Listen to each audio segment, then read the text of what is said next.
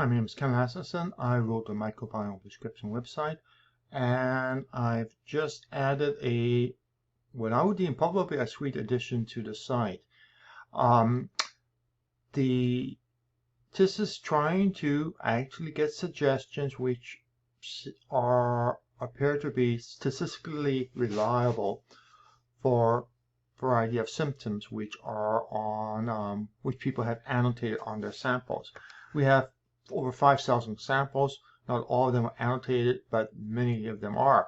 Enough, in fact, that we can do some statistical analysis. And in my usual preference, I like working with P being less than 0.01, which is far above the usual clinical study level, which is 0.05.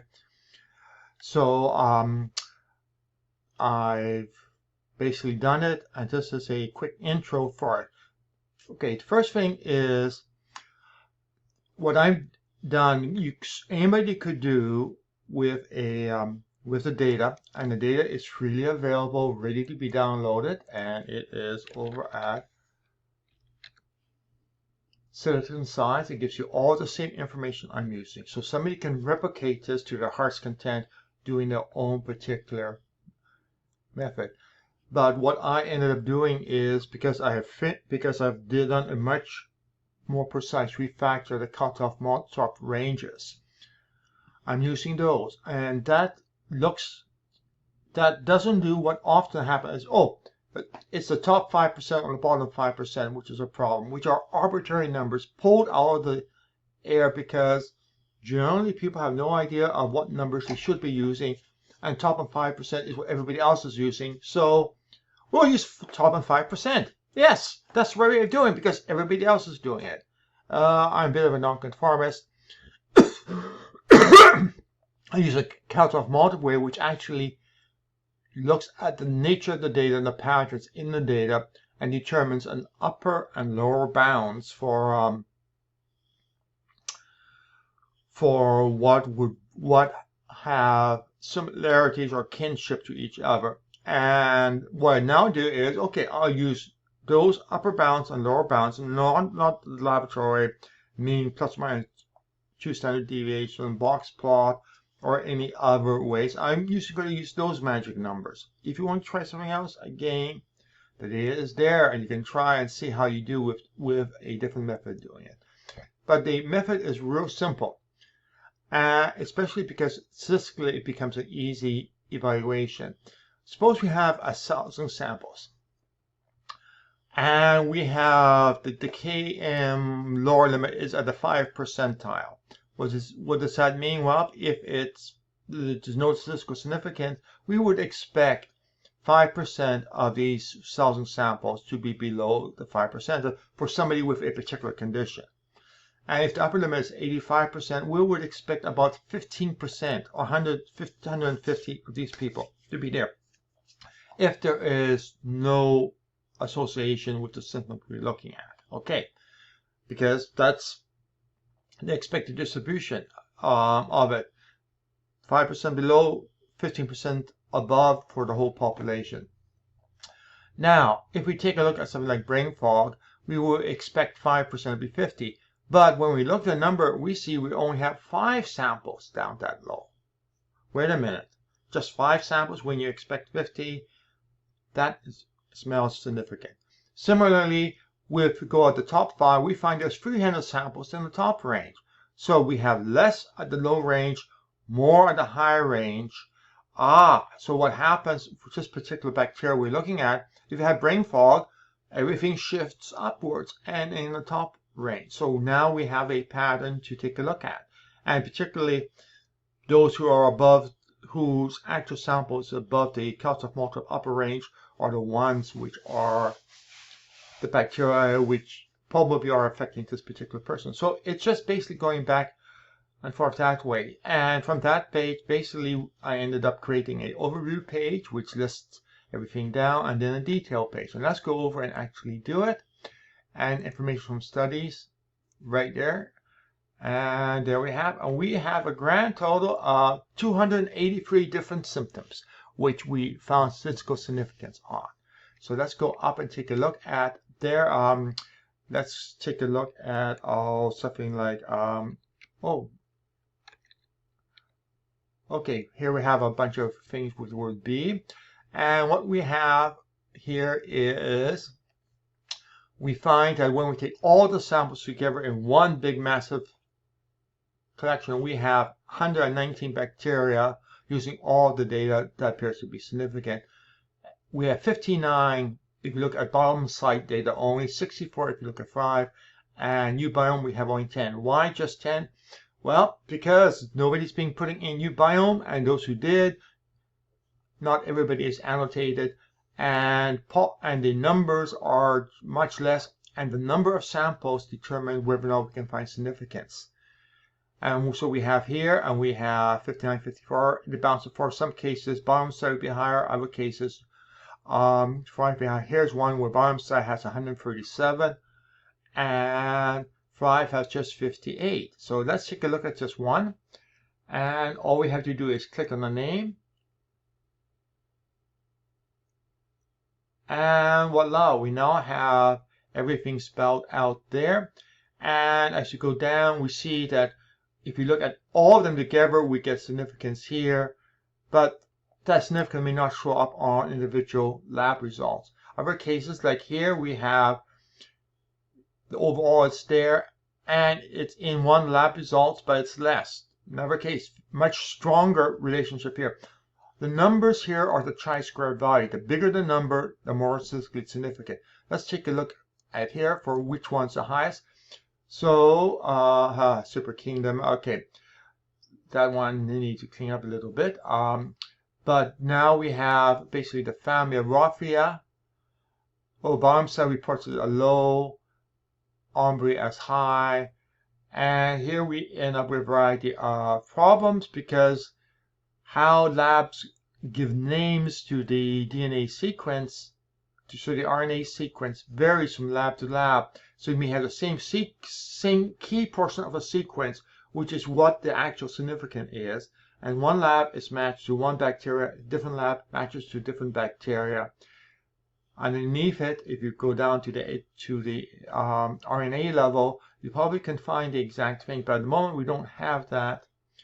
So we have things and we have here, but in general you'll find that if it's high here, it will be high in one or the other. Just particular case, we have the ombres being a very good match. In some cases, the same numbers. In some cases, it's because only ombre reports this particular species. So remember, labs report different species, and that is what we may be facing here. Let's take a look at low. Okay, none of the low values are as high as there, so almost everything is due to a surplus of particular bacteria. So let's go back here, and we find Butyrium is there, and the pseudo is there. So we have all sorts of things. We could, if we want to, just go in and say, okay, show me the genus which are involved. And here we have Raphia is the one which is most important. Then we have other ones down there, and you can see which one. And then down here, which have too low, we have there, and we have the relationships sort of speaking out there. So that is basically it. Some ways I'm hesitant to put it out, but I thought for full disclosure I should, because in one way it accents the same problem which happens continuously, which is different labs report things differently, even if they have the same digital data, because they use different reference library. So it just becomes a bit of an interesting challenge. Other thing is, all high tends to be have more matches because we're taking data from all of them, and all of them are sort of reasonably close, so it becomes that way. Let's go back to the front page, and now we can go in and let's take a look at something like long COVID right there, and I'll click here. And notice we have absolutely nothing for uBiome. Why? Because uBiome went out of business before long COVID came along, or COVID came along. Hence, we have no data. There's nothing there, no matchup. and we see biosite has stronger and ombre has less, and generally I know that I have more samples from biosite for long COVID than from ombre, which is why they probably have found more bacteria. Now I'm going to click this one, and what this one is going to do is actually not use a particular lab, it's to use the grand total. So I can use 229 bacteria, shifts, and give it a few moments.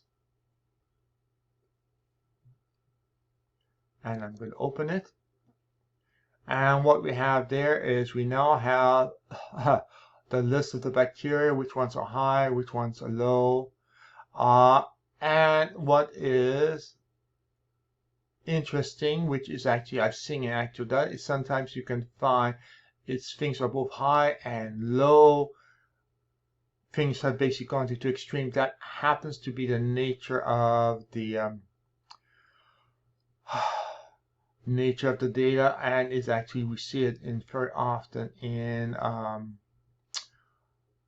studies. Actually, I'm going to do site change, and then we get a suggestions there, things to consider, citations, which are basically not dealing with the symptom but with the bacteria selected there. And then at the bottom we have everything else, all 283 different things there as a hey, we also have this. Okay, so I'm going to fix one little bug I see in the logic, which will get rid of the double same bacteria being high and low. We're only going to go with one of them. The one which has the more statistical significance is the one we're going to run with. Okay, I think with that, I'll shut up. Okay, just a quick addition. I went and fixed the issue, and what we have is high lactobacillus, which is typical for long COVID, which usually results in surplus of D-lactic acid. Same thing as with